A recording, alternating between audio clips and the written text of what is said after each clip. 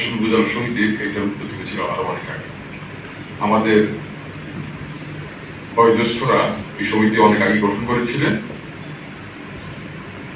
আমাদের অনেক শ্রদ্ধা ব্যক্তিত্ব এই সমিতির সাথে ছিলেন। যে কারণেই হোক, ওই সমিতিটি গঠন করার পরে তার কার্যক্রম এক পর্যায়ে স্থগিত হয়ে যায় এবং অনেকদিন পর্যন্ত কোনো কার্যক্রম ছিল না।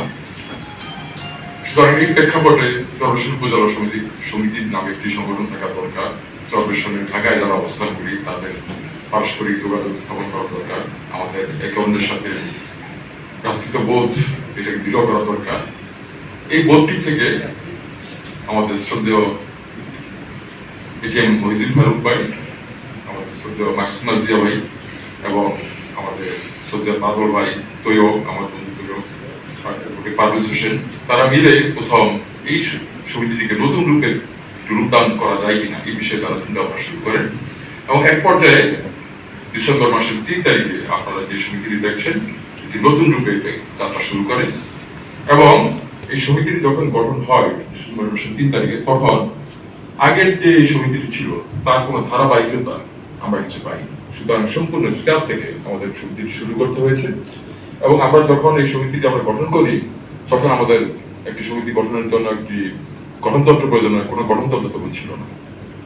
তাহলে সেই হিসেবে আপনারা বলতে পারেন বর্তমানে আমরা যে কমিটিতে আছি এটি একটি আপদকালীন ব্যবস্থা। আমাদের উদ্দেশ্য কি? আমাদের উদ্দেশ্য হলো আমরা চরবেশন উপজেলা সমিতির নামে সমিতি গঠন করব এবং এটি একটি সুনির্দিষ্ট ভিত্তির উপরে, সুনির্দিষ্ট গঠনতন্ত্রের ভিত্তিতে আমরা গঠন করব। কিন্তু আমার শুরুটা হয়েছে কোনো গঠনতন্ত্র ছাড়া। তাহলে আমাদের উদ্দেশ্যটা কি?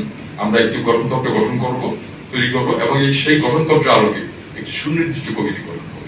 তাহলে সেই হিসেবে বলতে পারেন আমরা ডিসেম্বরের 3 তারিখ থেকে এই পর্যন্ত যে আমরা যে কর্মকাণ্ড চালিয়ে আসছি এটি একটি আপদকালীন ব্যবস্থা, এটা আমরা ধরে নিতে পারি। তাহলে এই আপদকালীন ব্যবস্থার আমাদের অর্জনটা কি? অর্জনটা হলো এই যে অন্ততপক্ষে আজকে আমরা 85 জন এই আপদকালীন ব্যবস্থার উপরেই আপনারা আস্থা রেখেছেন। আপনারা আস্থা রেখেছেন বলেই আজকে আমাদের সমিতির 85 জন সদস্য হয়েছে এবং 85 জন সদস্য প্রায় 70 উপরে সদস্য আমরা এখানে উপস্থিত আছি। এটি হলো আসলে আমাদের এই আপদকালীন, আমার ভাষা আপদকালীন কমিটির এটাই অর্জন। বিষয়টা হলো যে আমাকে অনেকে বলেছেন যে আমরা সমিতিটা কেন গঠন করলাম, মিশন কি, গোল কি, আমাদের স্ট্র্যাটেজি কি, এটা অনেক কথা অনেকে বলেছেন। মিশন এটা একটাই, সেটা হলো আমাদের চরবেশন মানুষের মাঝে আমরা একটি ভ্রাতৃত্ববোধ গঠন করতে চাই, আমরা ঐক্যবদ্ধ থাকতে চাই, ইউনিটি। আমরা চাই we want to B United এবং আমাদের মাঝে আমাদের ব্রাদারহুড, ভ্রাতৃত্ববোধটাকে আমরা সুদৃঢ় করতে চাই। কেন করতে চাই? এর মাধ্যমে আমরা চরবেশনের জনগণের মাঝে বসতে চাই। We want to reach to the people of চরবেশন। চরবেশন জনগণের কাছে আমরা বুঝি। জনগণের কাছে বুঝতে গেলে আমাদের কি প্রয়োজন? আমাদের প্রয়োজন ভ্রাতৃত্ববোধ এবং ঐক্য, ইউনিটি। ইংরেজিতে একটা কথা, unity is simple in conception বা ডিফিকাল্ট ইন এক্সিকিউশন। ইউনিটি ধরার এই ধারণা খুব সহজ ইউনিটি, এটা যখন এক্সিকিউট হবে ভেরি ডিফিকাল্ট, খুবই কঠিন। এবং ইউনিটির জন্য প্রয়োজন কি? ভ্রাতৃত্ববোধ। এবং ভাইটা কি? ভাই বলতে পারে কি বুঝছি? ভাই হতে পারে বাবা মা এক, সেখান থেকে আমরা 2 ভাই, এরকম একটা ভাই হতে পারে। আবার ভাই কি হতে পারে? বাবা এক মা 2, সেখানেও ভাই। আবার মা এক বাবা 2, সেটাও ভাই। আবার আরেকটা ভাই হতে পারে বাবা মা কিছুই না, তারপর আমরা। তাহলে আমার কাছে বড় ভাই কোনটা? সবচেয়ে ভ্রাতৃত্ববোধ কোনটা? বাবা মার কোনো সম্পর্ক নেই, কোনো রক্ত সম্পর্ক নেই, তারপর আমরা ভাই। এই যে ভাইটা হবে, এইটাই আসল, কারণ বাবা মা এক, ভাই আছে, সেখানে স্বার্থের দ্বন্দ্বের কারণে ভাই আর ভাই থাকে, ভাই শত্রুতে পরিণত। আবার বাবা মা এক না, তারপর ভাই, সেখানেও শত্রুতা হওয়াটা অত্যন্ত সহজ। কিন্তু এর সীমারেখা ছাড়িয়ে বাবা মা কিছুই না, রক্তের সম্পর্ক নাই, তারপর আমরা ভাই। এইটাই আসল ভ্রাতৃত্ববোধ। এই ভ্রাতৃত্ববোধটা কখন হয়? যখন আমাদের আদর্শের নীতি, যখন কোনো কনফ্লিক্ট অফ ইন্টারেস্ট থাকে, স্বার্থের কোনো দ্বন্দ্ব থাকে। যে আমরা এখানে তার সমিতি করতে আসছি, আমরা কেন আসছি ভাই? আমরা শত্রুতা করার জন্য আসিনি। এতদিন 85 জন লোক, আমরা 25 জায়গায় ছিলাম। আজ থেকে 3 ডিসেম্বরের আগে আমরা 25 জন লোক কেউ কাউকে চিনতাম না। 85 জন লোক 85 জায়গায় ছিলাম। 3 ডিসেম্বর পর থেকে আজকে এই 8 মাসের পথ পরিক্রমায় আমরা 85 জন লোক এই জায়গায় একত্রিত হয়েছি। কি জন্য? শত্রুতা করার জন্য? নিশ্চয়ই। তাহলে তাই যদি হতো 85 জন লোক আজকে এক হয়েছে শত্রুতা করার জন্য, তাহলে না হওয়াই তো ভালো ছিল। 3 মাসে আমরা কেউ চিন্তা না, কারোর সাথে কারোর মনোমালিন্য ছিল না, শত্রুতা ছিল না। তাহলে 3 মাসে উঠে কেন শত্রুতা সৃষ্টি করলাম? কেন মনোমালিন্য সৃষ্টি করলাম? এটা তো আমাদের উদ্দেশ্য ছিল না। সুতরাং ভাই, আমাদের ভিতরে যেটা আমাদের আদর্শে মিল থাকতে হবে, আমাদের লক্ষ্য এবং উদ্দেশ্য সঠিক থাকতে হবে। আমরা কি চাই? আমরা চাই, যে আগে বলেছি, এই বহুদা বিভক্ত সমাজ। আপনি বলেন তো, একটি জায়গা আছে যেখানে গেলে আমরা নিজের মনে কথা বলতে পারি। বহুদা বিভক্ত সমাজ, সর্বত্র হিংসা, বিদ্বেষ, অহংকার। কে কার চেয়ে বড়, কে কার চেয়ে বড়? রাজনৈতিক বিতর্ক, সামাজিক বিতর্ক, ধর্মীয় বিতর্ক। এর বাইরে উঠে আমরা কি চাই? আমরা এমন একটা প্ল্যাটফর্ম চাই। আমরা প্ল্যাটফর্ম চাই জাতি, ধর্ম, বর্ণ নির্বিশেষে, রাজনৈতিক মতাদর্শ নির্বিশেষে আমরা এমন একটা প্ল্যাটফর্ম চাই যেখানে আমরা একে অন্যের কাছে আমাদের সুখ দুঃখের কথা বলতে পারি। আমাদের একে অন্যের দুঃখে একে দূরে আগে আসতে পারি। আমরা আত্মকেন্দ্রিক মানুষ কি আমরা নিজেদেরকে স্বয়ংসম্পূর্ণ মনে করি? কখনই। আমরা যারা এখানে আসছে, আমাদের এই প্ল্যাটফর্মে যারা একত্রিত হয়েছে, নিশ্চয়ই আমাদের প্রিন্সিপাল আছে। আমাদের কেন আমাদের এই কাছে 4 ঘন্টা সময় নষ্ট করে, নিজের টাকা আমরা খরচ করে কেন এখানে আসি? আমাদের উদ্দেশ্যটা কি? আমাদের নিডটা কি? প্রয়োজনটা কি? আমাদের ইনসেন্টিভটা কি?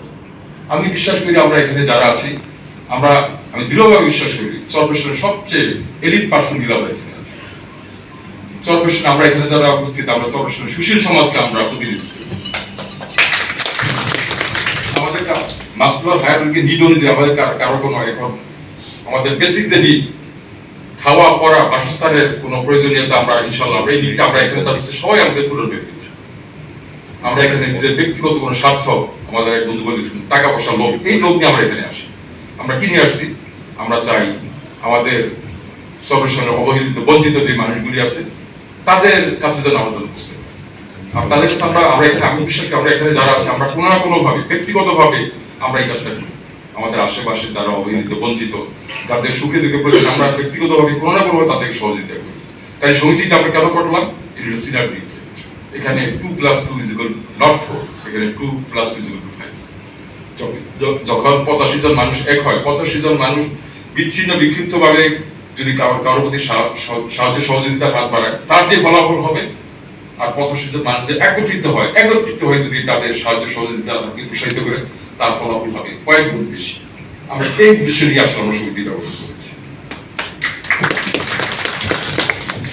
এটি আমাদের লক্ষ্য এবং বলেছি।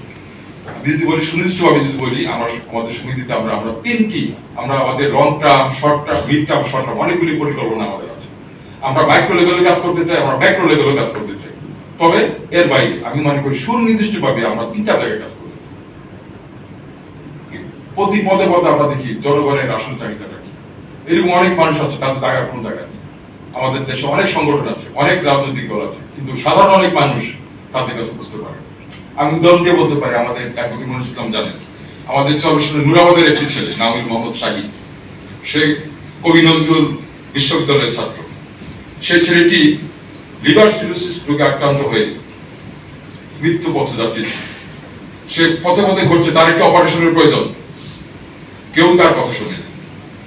অ্যাডভোকেট মনিরুল ইসলামের মাধ্যমে আমাদের চরপেশনের উপজেলা সমিতি, আমরা যে প্ল্যাটফর্ম নিয়ে আমরা বিতর্ক করছি, এই প্ল্যাটফর্মেই আপনারা দেখবেন, এই প্ল্যাটফর্মেই মোহাম্মদ শাহিনের একটি ছবি দেওয়া হয়েছে এবং এই প্ল্যাটফর্মের মাধ্যমে সেই মোহাম্মদ শাহিন আপনারা জেনে থাকবেন তার অপারেশনটি অত্যন্ত সফলভাবে সম্পন্ন হয়েছে, তার চিকিৎসা হয়েছে। আপনারা শুধু এই প্ল্যাটফর্মের শুধু বিতর্কে দেখলেন, খারাপ দিক দেখলেন, ভালো দিকটা দেখলেন না। এই ভালো দিকটা, এই মোহাম্মদ শাহিন যদি এই চরপেশন উপজেলা সমিতি না হতো, এই প্ল্যাটফর্মটি যদি না হতো, এই মোহাম্মদ শাহিনের খবর কেউ রাখতো। হয়তোবা মোহাম্মদ শাহিন বিনা চিকিৎসায় মহান রব্বুল আলামিনের ডাক দিয়ে তাকে উপরে চলে যেত। আল্লাহ অশেষ রহমতে আমাদের এই প্ল্যাটফর্মের ছিলেন আল্লাহ তাআলা আমাদের ছিলেন, তার এই চিকিৎসা ব্যবস্থা কি হয়েছে, তার চিকিৎসার জন্য 1 লক্ষ টাকা উপরে খরচ হয়েছে। আপনার সমিতি কারো কি জানেন? কেউ জানেন? এই তো শেয়ার করা থাকে, দেখেন যে আমরা শেয়ার করছি। আপনার খারাপ কথা শুনে